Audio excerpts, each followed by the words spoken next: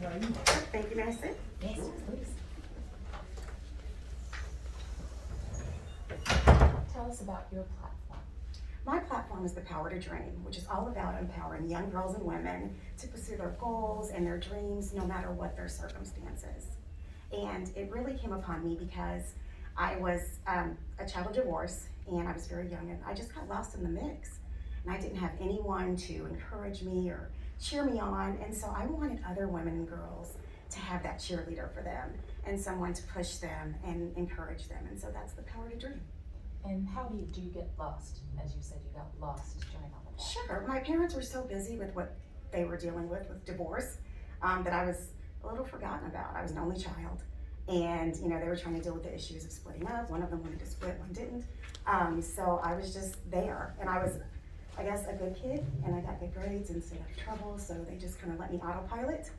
But I had to create my own, goals and paths. That's what happened. And how long have you had this, the Power to Dream program? The program has been in place since 2016, and I've been able to reach girls all across the world, especially with the pandemic, which is amazing. It's in Indianapolis, home-based, but with Zoom and with YouTube, I'm able to really reach out and access other girls. That's amazing. So do you have like guest speakers, or is this something that you partner with someone else, another organization? I do. I work with Harvest Girls International, which is mainly focused on women's empowerment in Indianapolis.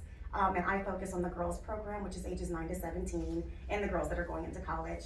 And I design the curriculum for the girls program. So I'm typically the facilitator for that.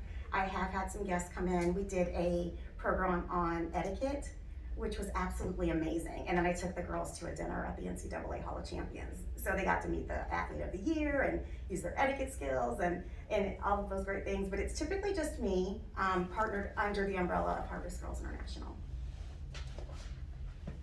Great. Thank you. That sounds like a lot of work too. It's so amazing. I mean, it takes a village Yeah. and we need that so much more, where if we start with little ones and raise them up and the encouragement, and they know there's more out there than what they see at home or what they see on TV, it gives them hope.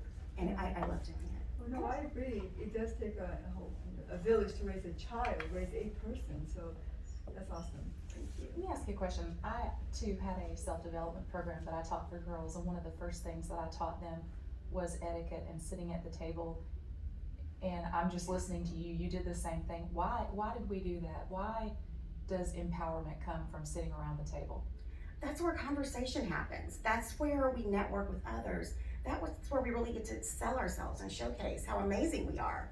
And you never know in your career or education, we have these amazing athletes and academic scholars, and they get to go to these amazing fancy dinners, and then it's like, oh gosh, what do I do? I mean, so many times now families don't even eat together. Yeah. So to sit down and have that layout, it's like, oh gosh.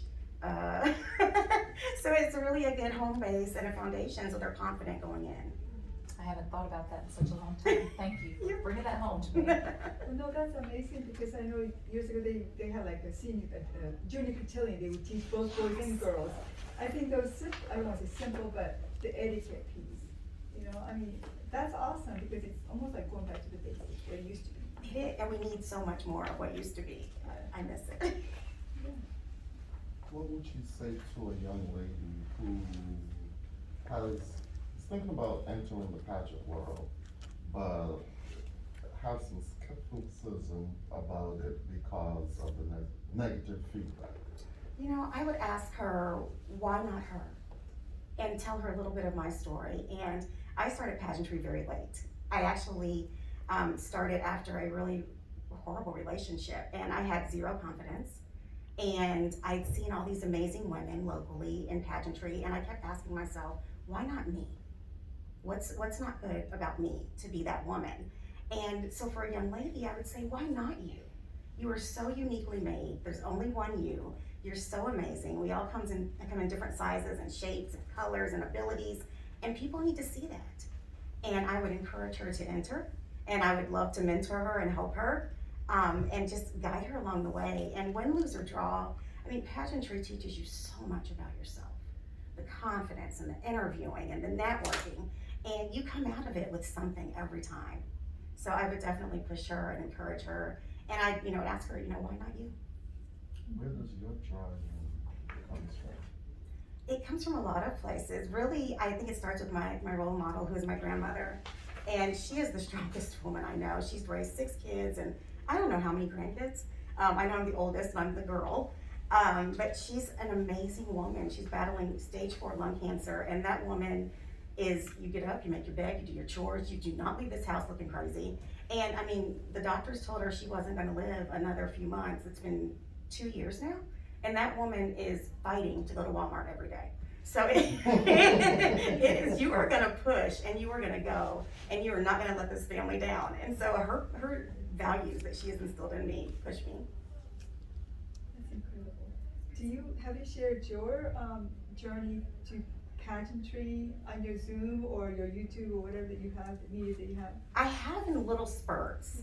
I need to go deeper into that, and that's one of the things I love is that I feel that I'm relatable, and I think that's very important in a national title holder, is that people can relate to you and see themselves in you in some capacity. So yeah, I need to branch out into that more. So I've done it in little spurts with different topics I've done, but never a whole full session on it. What do you do to relax? Well, as a mom of 5, I like to read. I like to watch YouTube. I like to take a nap. But I typically am playing with my kiddo. I have a new bonus son that's 6. 30 seconds. May I finish? Yes. Okay, thank you. I have a new bonus son that's 6, and he is just life. I mean, I'm seeing life through brand new eyes right now. And that's my relaxation is hanging out with him. He's my buddy. Anything you want to share in these final seconds? I'm just so grateful for your time. I believe a national title holder needs to work hard and to be relatable and to pay it forward. And that's what I'm here to do.